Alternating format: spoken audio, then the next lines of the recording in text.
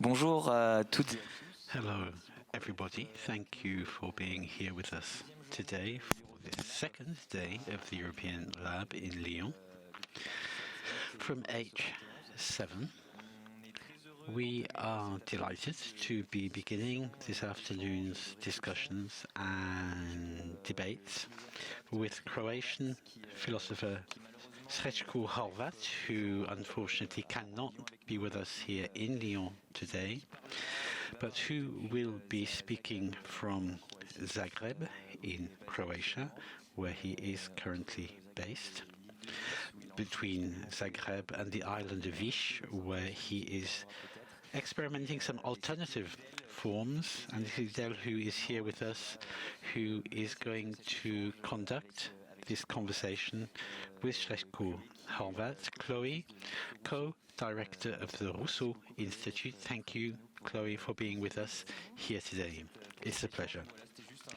So, just a quick introduction. I will hand over now to you, Chloe, for the interview with Srećko Horvat. For those listening online, thank you for being with us. Please don't hesitate to ask any questions you might have on the chat, on YouTube or on Facebook, and enjoy the conversation. So, Srećko, where are you? Et donc, Srećko. See you appear on the screen, maybe. Hello. Hello. I think I'm on the screen now, right? We can see you very clearly.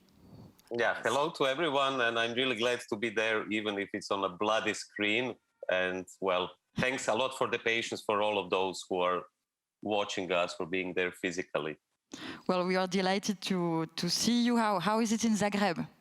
Is the weather fine, I guess? It's pretty hot, and I guess it's a bit more relaxed than in France. You know, this is the Mediterranean, and luckily, when it comes to the pandemic, things are a bit more relaxed. We never had a curfew like you have in France, you know, this kind of control of walking around or something. So people are sitting at the cafes, restaurants, and so on. It seems as if life returned back to normal, although we know nothing is normal.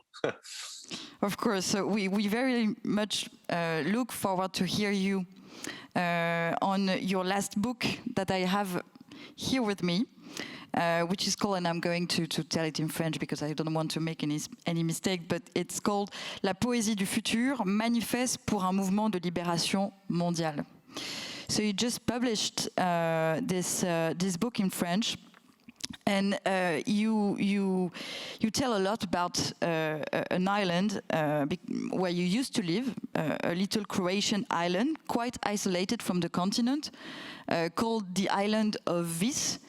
And you take this example through your book as an example of what can be an alternative. But you also describe that this island was progressively subvert to capitalism. So, I mean, tell us more about this island of Vis and what it looks right now, what it look like.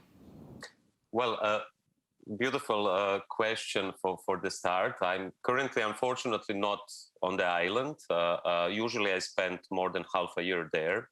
And I also spent some time there during the pandemic. And as you can believe, it was much better to be on an island in the Adriatic Sea during the pandemic than anywhere else. Like, I survived my first lockdown last year in Vienna.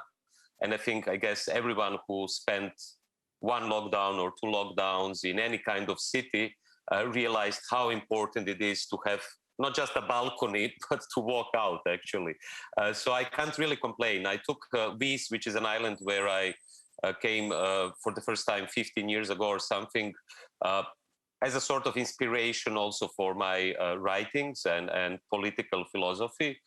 Because it's a very special island, which of course goes back to ancient Greek times when it was even an independent polis.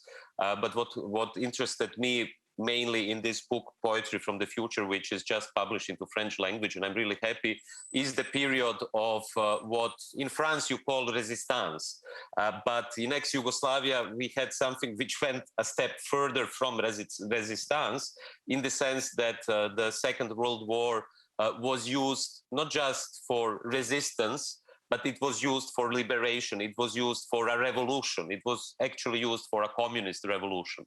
And this little island, which is like 2.5 hours away by ferry from the mainland of Croatia, from Split, was a very important island because this island was never occupied by the Nazis. The fascists were kicked out even before the capitulation of Mussolini in September 1943. And there was a very strong guerrilla movement on the island. So what I try to show in the book, and don't get me wrong, I'm not nostalgic towards Yugoslavia. We can also criticize some negative aspects of it. Although positive, there are more positive aspects, if you would ask me. But why it is interesting for me? It's interesting because it shows how in conditions of utter desperation, in conditions against all odds, because the enemy is so strong and so big. You know, at that time, concentration camps were still operating. Most of ex-Yugoslavia was under Nazis. France was occupied. But at that little island, there was a spark of hope. And how they did it is, what I'm trying to show is how you have to experiment in different political ways, even if the situation is dire. But what was also important was this relation towards internationalism. For instance, on island of Vis, from the island of Vis, Tito would be flying to Bari and Napoli to meet Winston Churchill, to make this cooperation with the Allies, who really needed the Yugoslav partisans in order to liberate Yugoslavia. Of course, at the same time, they were smashing the Greek partisans, which is another story. But it shows how, if you really want not just to resist towards totalitarianism, but if you want to liberate yourself and the people of a certain country, you actually need to make a revolution. You know, there is no other way. So in this island, this island was a place where there was some resistance, trying to find new ways through the Second World War and to resist the Nazis that were installed, set in Yugoslavia, right? And then through the liberation and in the 90s, when Yugoslavia just exploded, what did this island become after the end of Yugoslavia? Well, after the Second World War, during the Nazi period, the island was a headquarters of the partisan guerrilla. Even Tito had a cave there where he was hiding, which was just after the attempted assassination by the Nazis in Drvar. Then he escaped from Drvar and arrived in Vis. And together with the Allies, they even built an airport. There was a cave, it was a headquarters. So the Yugoslav National Army stayed on the island until the 90s, which is a reason why the island never faced this kind of very bad model of tourism, which you can see on other Croatian islands or in Greece, So when Yugoslavia collapsed, the Yugoslav army left the island, and the island was slowly opening towards, real existing capitalism and this model of tourism, which effects we can see today. Vis is still very well preserved. It's a beautiful island. It's still rather peaceful, except in high season, in July or August, when it's full of people. But in the meantime, for instance, Mamma Mia, the movie, the second part of the movie, which was originally shot on Skopelos in Greece. It's a US movie, Mamma Mia? Yeah, it's a famous US movie which uses this music from the Swedish group ABBA. And then all these Swedish tourists come, and all the tourists, and they sing ABBA all day, and it's a bit it's annoying if you are there, but it brings some money. And I think, Vis is just a little example. If you look around the Adriatic, but also, Italy, France, even Spain, you will see that this model of tourism, which is based on Airbnb, service economy, just renting out stuff without caring about the ecology or even the tradition. I'm not a traditional guy, but I think we have to preserve certain traditions. For instance, the fisherman's tradition on certain islands, the languages, the vernacular of certain islands, which go back, if you look at Brodel or Matvejevic, they go back thousands of years to the history of the Mediterranean, which is now being erased. So besides these, you have, for instance, Dubrovnik, which is a much more famous city, but today it's famous because the Hollywood movie Game of Thrones was shot there, and the tourists go there in order to see, where is this place where King's Landing happened. Although Dubrovnik, the Republic of Ragusa, is very interesting because they had the first maritime quarantine in all Europe, even before Venice. So instead of learning about quarantine, how did the Dubrovnik Republic face pandemics, people are coming there to look at Game of Thrones. And I think the pandemic will certainly change this. I think this summer will be completely mad and crazy. I think we are kind of going to live in a sort of Weimar years with all this crazy stuff. I mean, from sexual liberation, narco-capitalism, all this kind of stuff, hyperinflation, everything is coming, and people will just go nuts this summer, definitely. I can see it already. But I think also the model of tourism will change because of that. Because I've seen on the island, I've been there a few months ago. In which way?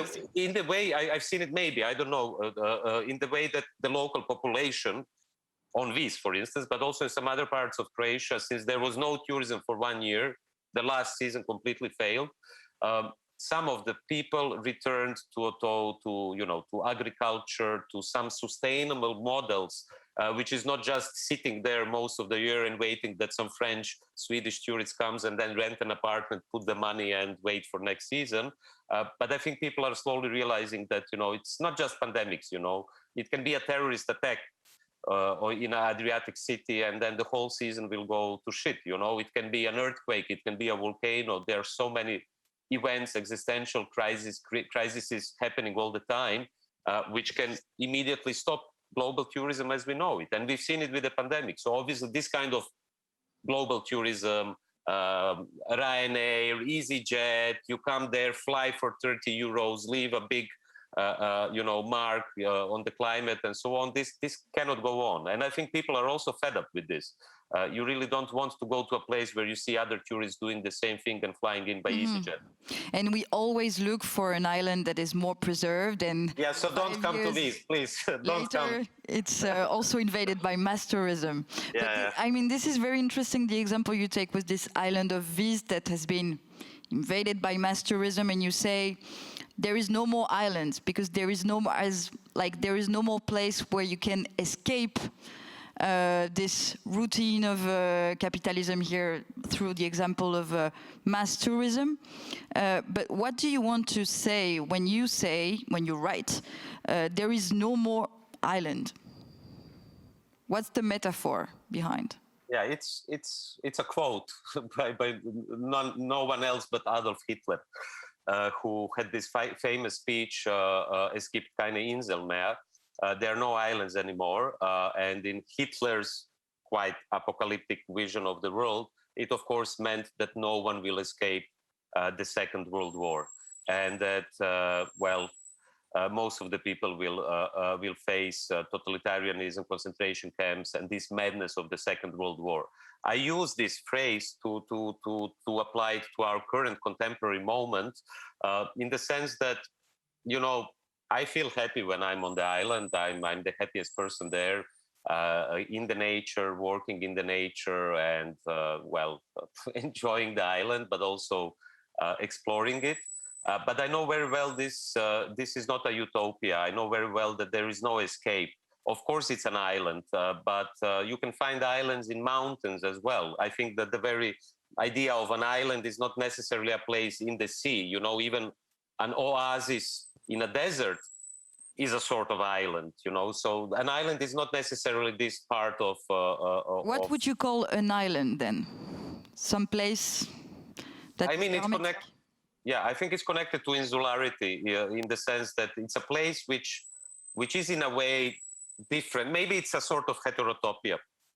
to use this term by Michel Foucault, in a sense, a place which exists. It coexists, but certain things are different. So, for instance, on the islands in the Adriatic Sea, temporality is different. In Greece as well. I mean, if you go to Tunisia or Egypt as well, time is a bit slower, if I can put it like that. We don't live in this kind of clock universe. You are more connected to the seasons. You must understand the wind, whether it's a Scirocco or it's Bura. You must understand the sea. It's a different understanding of your microcosmos, and I think we are losing this connectedness touch while living in cities. But at the same time, it can also be a very difficult life because, for instance, if there are no ferry connections or no boats, you are pretty secluded, excluded from the mainland, from the continent, which again gives you a certain perspective. So, to come back to your question, I think there are no islands anymore in the sense that you could have seen it on the Croatian islands. Climate change is already affecting the islands. Each summer we have more and more, less and less rain. Recent years in December, there was even snow on these islands, which is really bad for agriculture, for lemons, which are growing then, for fruits and so on. So, I mean, that might sound silly and so on, but it's a very important change in the Adriatic Sea, and not to mention microplastics, plastics, which is now happening with the sea. So in that sense, there are no islands anymore. Of course, this island it's much better to be there than in Lyon or Paris, I would say. But I'm just saying, even if this kind of cataclysmic changes, which we can see now in the United States with the wildfires, which are happening again, which we can see with earthquakes, even if this kind of cataclysmic events are not happening there yet, or they are not happening in Lyon, it doesn't mean that they are not going to happen. And they are actually happening. They're just not leaving this big mark yet, I would say. Mm-hmm. Yeah, actually, so what you say is that there is no place in the world anymore that can escape the reality of climate change, but also the reality of capitalism in its bad aspects. And actually, the portrait of the world that you describe, I mean, in your book, is quite pessimistic, and we. You are in this idea that there is no future anymore, that there is only a devastated present, that there is no more privacy because of the expansion of technology everywhere, because the capitalism is destroying our nature, and that we cannot, it's very difficult for us to invent a future. So how can we escape this reality and this no future thing, which I think can be also very damaging? Yeah, I mean, quite honestly, I'm pretty tired of all this no future thing. After this book, which is now published in France, I published a book which is called After the Apocalypse, which is just published in English recently. And it's also a quite depressing book. Unlike Poetry from the Future, which is, I would say, a quite hopeful book, the other one is even more depressing. And the main point is that the apocalypse already happened. But the apocalypse in its original Greek meaning, which means revelation, the unveiling of something. So the end of the world didn't happen yet, but the revelation about the end of the world happened. And your question is right, how to find any kind of hope, or I wouldn't call it optimism. In this book, which you have in your hands, I talk about hope without optimism, which is a concept Terry Eagleton originally coined, because I think optimism is very naive. Optimism can also be part of the problem. In the same way, pessimism is part of the problem. I'm kind of fighting for a third position, which is hope without optimism, which means that we are hopeful towards something, but we are not naive that things will get better. I think things will actually get worse. And then also what we need instead of hope, I think, is determination. Determination in the sense of commitment. Determination in the sense that any person who was affected by the pandemic, for instance, during the last year, even if you were privileged and you were, working remotely and so on, even if you were not an essential worker, even if you were not Black in the United States, even if you were not living in Palestine, I think each person who was affected by the pandemic realized that this cannot go on. Each person realized that there are some things in life which are really essential. Nurses, doctors, teachers, friends, family. And I think many people had this kind of personal apocalypse in the sense of revelation, saying, I don't want to live like this anymore. Now, of course, I know very well, because I participated in many social movements, from Occupy Wall Street to the World Social Forum to the OHI referendum in Greece and so on, that very quickly after people realize something deeper about themselves and society, after a while they retreat, after a while they go back, because it is very difficult to be confronted with all these apocalyptic images or reality every day. I mean, it's quite difficult. It's becoming a psychopathology. That's why there is this term doom scrolling. People, probably it happens to you as well, Flo.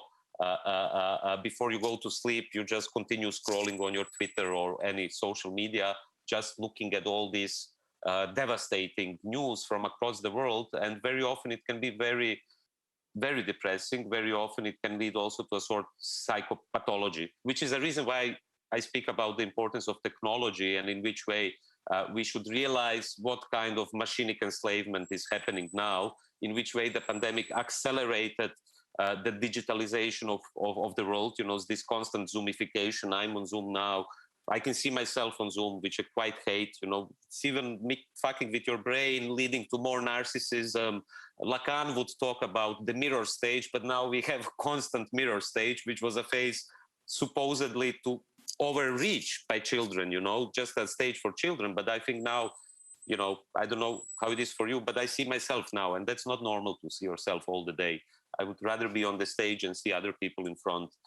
And I think, we have to think deeply about what kind of effects this is leaving, not just on work, what kind of working conditions we will have, the employer will have more opportunity to exploit you, but also what kind of effects it is leaving on emotions, on children, on education, on critical thought. This is now a public event, but this platform we are using now, and I'm not now criticizing it, saying you are hypocritical, I'm hypocritical as well, but maybe we don't find any other way. But this platform we are using now is owned by a Silicon Valley company, and we are pretending it's a public space. And I think that's what we are losing. We are losing our public space. We are losing our critical thought. And if you have a pandemic, then you very quickly have a state of exception and all these kind of excuses to even get rid of more freedoms, which just a few years ago we considered for fundamental, but we are already losing them. And I'm afraid people are not even aware that they are losing them, but they actually think they are free.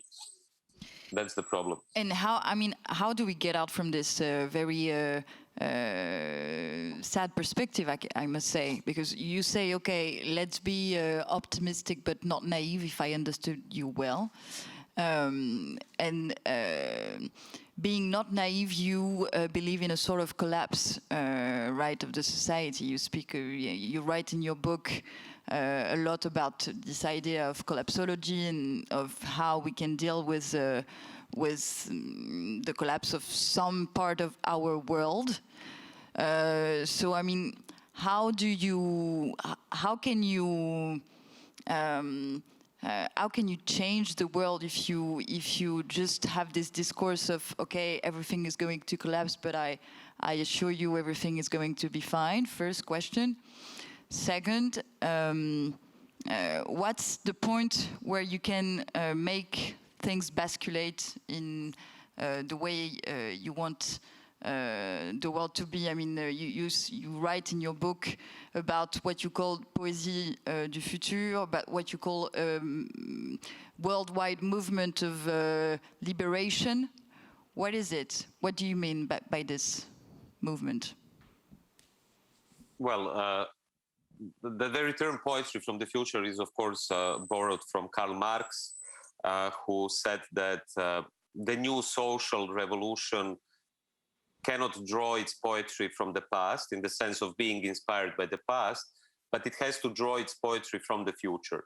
To put it more simple, I think a big problem of many on the left or on the green side or both is that very often they're inspired by ideas. And I'm not saying we shouldn't be inspired by the past. I'm the first one who can always find unfulfilled potentials in the past, including the guerrilla resistance movement and anti-fascist struggle. But the point is how to reinvent our own future and how to draw our poetry from the future. I would say a lot of problems, movements, political parties in France, in the UK, in Germany, very often come with quasi-radical ideas. But if you dig deeper into it, basically it's simple social democracy, or even with the Green New Deal, very often it means just continuing the system under green color, without really questioning the deep fundamental system, which is actually using now even ecology in order to accumulate more profit. Just look at the Elon Musk, Tesla cars, or Germany exporting all the diesel cars to the Balkans, where we now have very polluted air. So you can imagine that in Berlin, in Paris, people will have self-driving cars. Everyone will be green, eating vegan food and so on. But then you will have other parts of the world where the Green New Deal didn't arrive yet. So when I speak about a global planetary liberation movement, I think I'm speaking about the necessity for different struggles to connect. Of course, I'm not the first one to speak about it. You had the first international, the second international, and I don't know how many internationals. One of my biggest influences is, of course, the non-aligned movement, which was founded by Tito, Nehru, and Nasser after the Bandung conference. And then the non-aligned movement was really an important movement which showed how states during the Cold War, which were not part either of the United States bloc or the Soviet bloc, cooperated together, fighting for peace, but also having economical exchange. For instance, Yugoslav architects were building in Africa and the other way around. And we don't have anything similar today. Of course, we had at the beginning of, after Seattle, at the beginning of the 2000s, we had the World Social Forum, which was, I think, the last biggest attempt. It still exists, but unfortunately, it's in a sort of disintegration, I would say. But it was the last big attempt to gather different forces around the world, from the trade unionist movements, feminist, indigenous movements, political parties, even governments, to gather them together around the same goal. Of course, that also didn't succeed, but it left a lot of influence on other movements. And if you just look at the results of elections in Peru these days, if you look at what's happening in Argentina, if you look at the big solidarity movement with Palestine, I would say that, well, there is hope. You can see that people are, look at the Black Lives Matter movement, how massive it was. Of course, there is still racism, structural violence in the United States, but these movements change something. And I'm speaking to you from Zagreb. Very recently we had a very big victory, the first one since the collapse of Yugoslavia, the first one since the last 3 decades, of a green left coalition which took over the governance of the capital city of Croatia, Zagreb. And I think that's very important. This sort of municipalism is very important because I think people are still too much relying on the fetishism of the state, while we should definitely, and that's the point of I'm not a collapsologist, but that's the point of my apocalypticism, if you want, that I'm not saying everything is shit and we should just kill ourselves because, it doesn't make sense to live.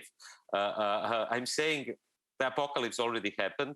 The end of the world is already in a way pre-programmed. If you look at the rising extinction, which is happening every day, if you look at irreversible processes which are already happening, like melting of the Arctic, or this big iceberg, A74 is the name, which was just, it's the biggest iceberg in the world now. I think 40 times or 70 times big as Paris, which is now will be floating around for 2 years. And this is irreversible. But what I'm saying, maybe, the nation state as such is not an answer. Although we can see that the nation state is coming back. Just look at Viktor Orban, Poland, nationalism, populism in France, it's coming back everywhere. But I think we should not just be thinking in the direction, not just municipalism, but bioregionalism, for instance, or some sort of autonomous zones, of which I were critical in this book, which you have in France now. But I think we need a combination of really building something very concrete, whether that means gardening or permaculture or changing the conditions how you work or relate to other people, maybe building small collectives which would be able to work with bigger collectives outside of the control of the state. I know that sounds very anarchist, but I'm not ashamed of my anarchist past and I'm not ashamed of my anarchist future. But I think this, in a combination with radical internationalism, might be a way out, which means building your sort of heterotopia anywhere you can, which includes some sort of autonomy, included solar panels, solar power, agriculture, permaculture, but also cooperating with people. And then at the same time to be part of an internationalist movement which exists already today. And it's not just what's happening in Peru now or Colombia, millions of people protesting in Colombia. I'm also speaking about the Progressive International, which we formed 1 year ago, which is gathering more and more forces with the idea to really kind of provide an infrastructure, a platform. Speaking from, and then I shut up, speaking from the experience from Zagreb, you can see that in order to come to power in a city like Zagreb, you really needed 15 years of work, 15 years of talking to people, 15 years of organizing, a lot of patience, a lot of organization. A revolution won't happen overnight. You need to be organized. And I think the same goes for the apocalypse. We need to be organized, and then let's be happy even if none of these predictions happens. And we will gain something in our lives if we start living like that. I don't know, does that sound a bit too romantic or... No, I think that what you say sounds... Non, je pense que ce que vous dites semble un peu anarchiste, comme vous l'avez dit, l'idée de construire des îles d'alternatives à travers le monde, même si c'est cadré au sein d'un mouvement international. Mais comment est-ce que vous pouvez vous attendre à avoir un impact ?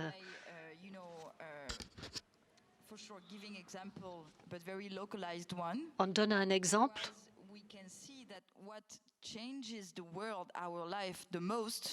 Mais ce qui change notre vie, pour être cynique, comme les...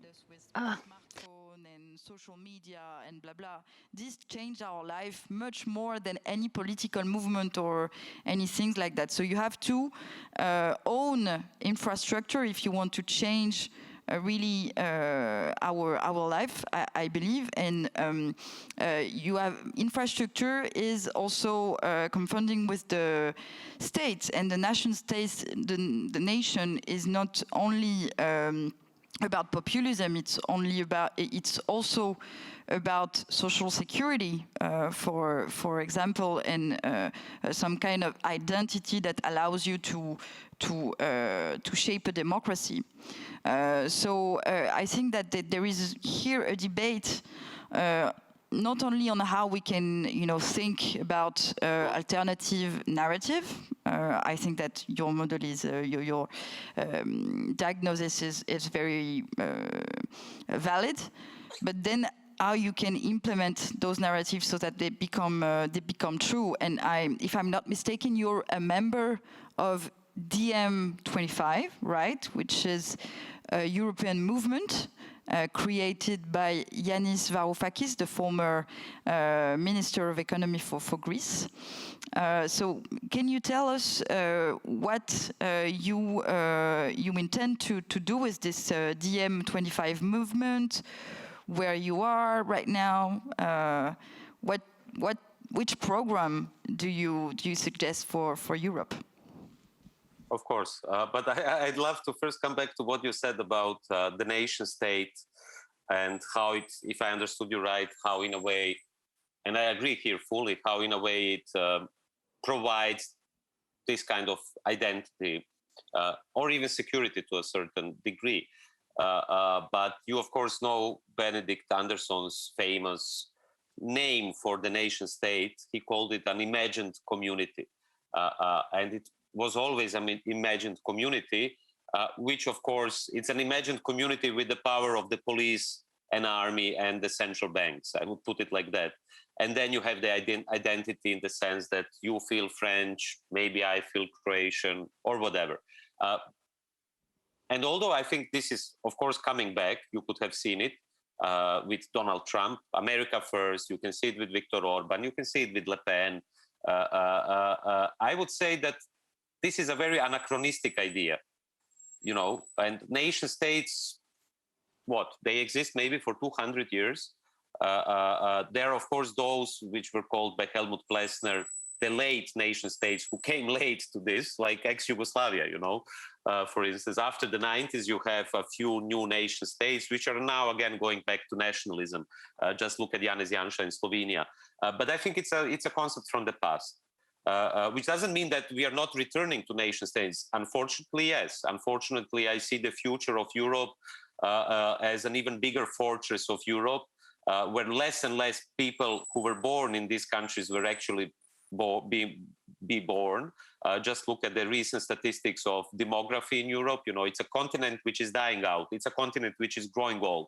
And while if you look at Nigeria and India and the numbers of rising population in other parts of the world, you can just imagine what will happen in a few years, and it's already happening. You know, no one speaks about the refugee crisis in Bosnia currently, but you have seen the pictures from Spain, for instance, where the army was really literally kicking the refugees back into the sea. And we will have more and more problems as the climate crisis deteriorates even more. Just take Bangladesh and rising sea levels. You will have tens of millions of people who will try to find refuge in Europe, in the European Union, to be more precise. And what's the answer then? Is the nation state an answer?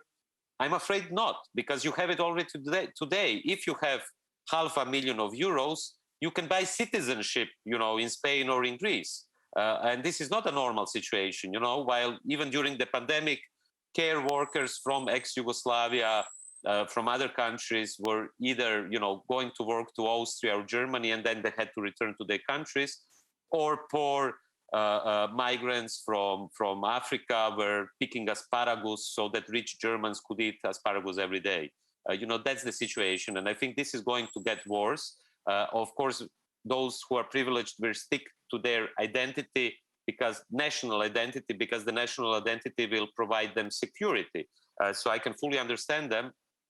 But what I would love to see instead of that is an idea which a Japanese philosopher, Kojin Karatani, outlined a few years ago in a book which is called Isonomia, which I think is a fantastic, I would suggest it to everyone here in the room. I can see it's called Isonomia, and it's about the pre-Socratic philosophers saying that, you know, this model of democracy, and maybe I'm now coming to DM, and we'll try to answer your question. At least I see DM. You know, there is this fetishism of Athenian democracy, which is quite well spread in liberal thought, I would say, in the sense that Athenian democracy is this example. You know, democracy was born in Athens. We should return there, and all Europe should turn into this kind of Athenian democracy. But Kojin Karatani, and you don't need Karatani in order to show it, shows that, you know, in order to have democracy in Athens, not only that you didn't give the rights to vote to slaves, foreigners, and women, but at the same time it was based on expansion of the Greek Empire. It was based on imperialism. It was based on exclusion. It was based on a class war. And that's the reason why you had democracy in Athens. Unlike that, before Socrates, you know, those philosophers like Thales, Anaximander, Diogenes, and many others, you had a system which was already cosmopolitan. You had a system which was already, in a way, that's why he talks, this is the concept of isonomia, which was already going beyond this concept of democracy, which is today especially necessarily connected to the nation state. So only if you are a citizen of a certain nation state, you have citizenship rights, you know. If you're not, go back to your country and come back when there is asparagus, so you can pick it for those who have citizenship right, you know, to be a bit cynical. So I think we have to go beyond this concept of the nation state. And that was the origin of the idea of DiEM25, Democracy in Europe movement, that instead of just being focused on particular nation states, we need to build something as a European demos, you know, something where all people of Europe, whether they are part of the periphery or the center of the European Union, should have a citizenship right, who could decide together through citizen assemblies, through some sorts of direct democracy. We were even suggesting lottery, which is not really famous today, you know, the sortition system, that you don't necessarily need just direct democracy, but also can do it through sortition, which is an idea from ancient Greece, of course.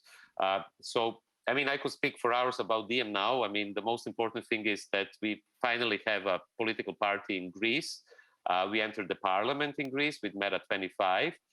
We have a program for Europe of the 2020s, which is not just a Green New Deal, which I would say is, of course, much more radical than the Green Deal by the European Commission, and it's actually very critical of it.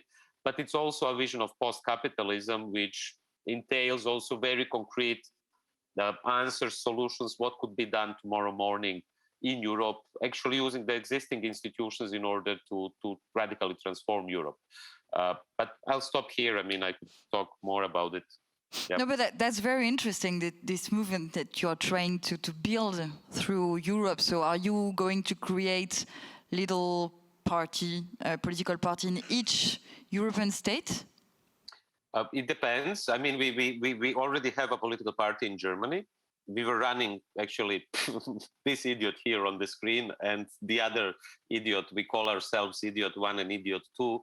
And the first idiot is me, actually, and the second one is Yanis Varoufakis. We were running for elections, for European elections in Germany, actually, which I quite like as an idea because we subverted the very, you know, in a way what I said before, which is a theory, how to create a European demos and how me as someone from Croatia is very affected by the kind of policies Macron or Angela Merkel have, which is the reason maybe I should also vote for Macron or for Angela Merkel. I know many French wouldn't love that someone from the Balkans votes for the French president, but I think the French president or the German Council has a lot of power on the periphery of the European Union. Our lives depend on that in a way, and always did. You know, there is this connection between it. So me and Yanis were running in Germany because we found this blind spot in German law. I hope they will not change it, so maybe we can run again. I have no idea, although I would probably not do it again. I'm tired of that. But we find a little blind spot in the law that if you apply your residence in Germany, like we applied in Berlin, you can actually run for European elections there. So we were running with our German party, a Croatian, a Greek, an Austrian, a Polish person in Germany. And that was the basic idea of this transnational democracy, you know, we're trying to build.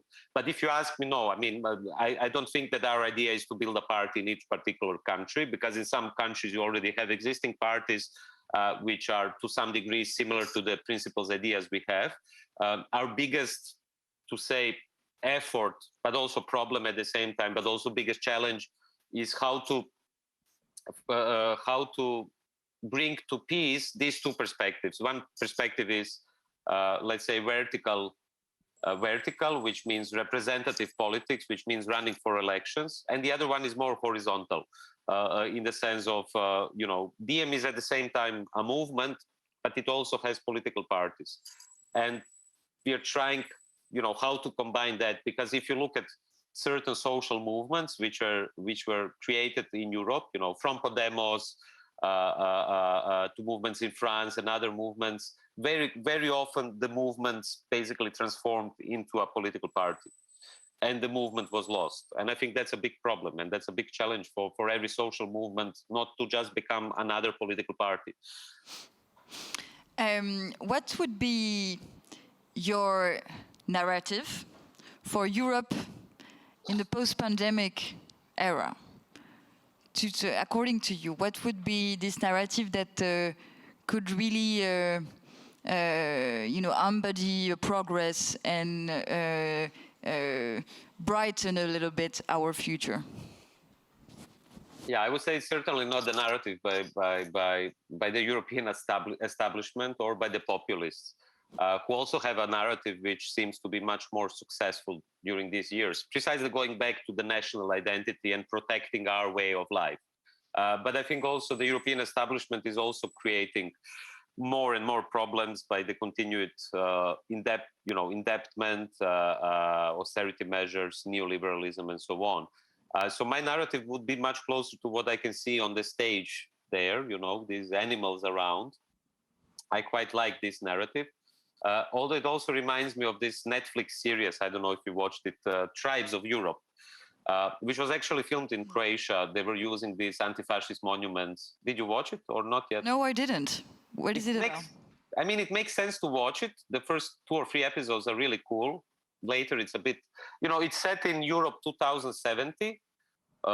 It's a science fiction series. European Union collapsed. Everything collapsed. And now you have tribes all around Europe. There is one tribe which is governing Berlin. There are other tribes which are here in Croatia, although it's not called Croatia, and so on. And basically, it also looks a bit similar to the kind of narrative of the European lab, to these nature animals. They're coming back while humans are just leading a civil war. I'm not saying we should go there. I'm just saying that the series is interesting how it kind of imagines a possible future of Europe. And I think we are certainly going this kind of direction, whether it will be a civil war or different tribes or whatever.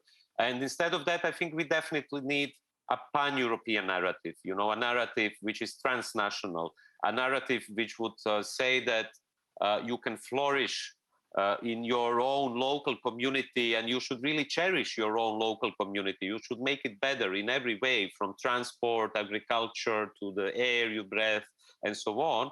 But at the same time, this idea of Europe is a very important idea. The idea of Europe, which is an idea which goes beyond the nation state.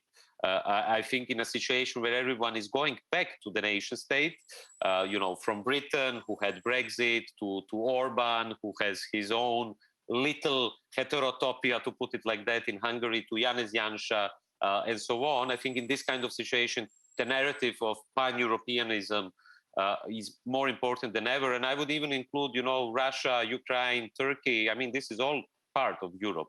We should also be avoiding this new Cold War, which is happening now, on the one hand against China, on the other hand against Russia. I think that's a very, very dangerous situation, which is not benefiting Europe, really. So in that sense, we also need this to go beyond Europe itself, which means that in the end, we need the narrative of internationalism, which is, in the end, I'm again coming back to the design of the 20th anniversary of the European Lab. Congratulations again. Which is the narrative of something which we would call planetary. This, when I see you on stage with these nice flowers and the beer, it reminds me of something which is planetary, because planetary in the sense that it's not just humans, it's not just humans who should protect other humans. We should protect other species. We should protect the biosphere. There is no one more sad than me when I still see the satellites of Elon Musk on the sky. And I've seen it the other day, Starlink, 70 of them or something like that. And Jeff Bezos going to space next month. That's crazy. That's really crazy, and it's really worrying, because those people don't represent the planet. Those people are the richest on the planet, and that's why they could go to space. But they're definitely not the people whom I would send to space to speak to an alien. To speak to an alien, you need a linguist, you need a philosopher, you need someone who cares about animals, you need someone who cares about children, you need someone who can speak on different levels of you've seen this movie Arrival. Probably the aliens will Premier speak contact in French, it's called. Well, there is this linguist that try to enter in discussion with an alien. Yes. Yeah, and you need such people, and not businessmen who made a career on selling cars or selling books. Nothing bad in selling books, but if you can use your local bookstore. So yes, to conclude, I would love to see this planetary narrative, that we go beyond our nations, our identities, but also that we go beyond our anthropocentrism, as if the humans are those who are very special, although from the perspective of the history or the future of the universe, we are just a little spark, which might leave big traces in the geology, but it will be forgotten. So in that sense, I think we need to open our perspective to the planetary narrative, to the narrative which takes into account millions of years, the biosphere, including the semiosphere, other species, not just humans. And then, of course, this perspective definitely includes anti-capitalism. It must. There is no planetary perspective without realizing that the expansion, exploitation, and extraction of global capitalism is leading us to an irreversible change and is leading to extinction. And what would be the strategy to implement such a narrative of like one planet, ecology, if I'm trying to, shorten? I mean, use everything you can. That would be my strategy. I mean, as Mao Zedong said, I'm not a Maoist, but I can quote him, let thousands of flowers flourish, from Fridays for Future to Extinction Rebellion, DiEM25, Black Lives Matter, permaculture, poetry, art. I think we need all of that in order to create this kind of narrative. And I think this narrative is already being created. Just look at the influence of the children's movement, which they had in shaping this narrative in a way that we do live on the same planet and that we don't have any other planet. And if we will have another planet in 100 years, it will probably be a planet owned by Silicon Valley dudes. So it's also not a future to aspire to. So I would say I don't have a simple strategy. I mean, no one has. I would say the most important thing is to build locally as much as you can, not to wait for the day after, not to wait for the revolution, and then I will change how I behave towards my partner or my children or my friends or the lady in the local grocery. Do it already today, because maybe there is no tomorrow. And then at the same time, connect on the international level. I think that is crucial. Or connect to similar experiences which you are trying to create in your own life. And I think this is, a lot of patience, organization, openness, humbleness, friendship, love. I think that's something we should be talking about, because the nationalists usually use the politics of fear. We need, again, I mean, we didn't speak about love a lot today, but that's something we can do next time. What do you want to say about love as a conclusion, as a positive touch? Well, I think that's the thing which keeps the planet running. Maybe it's money on the one hand, but on the other hand, it's love. And you've seen it with the pandemic, how important it is. And when I'm speaking about love, I'm not speaking about romantic love. As beautiful as romantic love usually is, it's very exciting. A lot of dopamines, serotonins, and everything is kicking in your head. You feel like you are on a drug or whatever. I mean, it's beautiful to fall in love. But I'm talking about something more, which is a sort of radical love in the sense of opening the space for the other and trying to, as Arthur Rimbaud said, love has to be reinvented. And we have to reinvent it every day. And I think during the pandemic, I mean, at least me, I don't know, other people probably as well, I was trying to reinvent my relationship with my parents in a way to be here to help as much as I can, but also to understand them better. The same goes for your partner. It's not something which is given. I think we constantly have to reinvent the love relationship. And I think we have to broaden the love, to broaden it not towards humans we don't know, but also to broaden it towards animals. I'm not saying this because I'm a vegetarian for 22 years, and I'm never speaking really about it. I'm not this kind of fascist vegetarian who will, kick you in your head if you're eating meat in front of me. But I'm saying just we have to broaden this perspective and bring love. Now I will sound as a hippie, I'm sorry, but we have to bring love also to other parts, to gardening, to animals, to others, and this kind of love which is not the privatization of the other, which very often happens. And you mentioned technology, you're fully right that this is the biggest revolution happening, which is also leaving effects on the way we form relationships. Just look at Tinder, Grindr, but not just this, social networks in which way narcissism is becoming the new normal and people cannot even fall in love anymore, but decide to fall in love with the mirror. You know, they see through the eyes of the other person. And this is not love. I'm talking about some other sorts of love, which were theorized, of course. I mean, Alain Badiou was talking about it in France, Alexandra Kollontai 100 years ago, the October Revolution, but also the 68 movement to a certain degree, because it was kind of commodified in the end and capitalism co-opted all, you know, you want all these sorts of love, here it is. And 40, 50 years after 68, you have Tinder, you know, it became a free market. If you don't love, you know, if you don't like the other person, no worry, there is another product, you can find another one, and love became commodified. I think we have to fight this commodification of love, and to be aware that love is something much more than just falling in love, that love is something much more than romantic love, and that love is also very often something much more than just love towards one person, but it has to be something love towards our planet. Thank you, Srećko. Thank you very much. And I mean, we hope that you would come to France soon to visit us. I miss France. I miss cheese. I miss wine. I miss French music. I miss the French language. I haven't been to France for 2 years. So I hope very first time I can make it, I will come. And have a nice trip in the Vis Island then, because I understand that you're going there soon. Yeah, soon. Then you will not see me anymore. I'm going offline. And I wish this to everyone there. I mean, I think that's very important that we get a kind of not exit, we cannot escape technology, but we need we need a rest. I think this year has been so fucking difficult for everyone, for some people, of course, much more.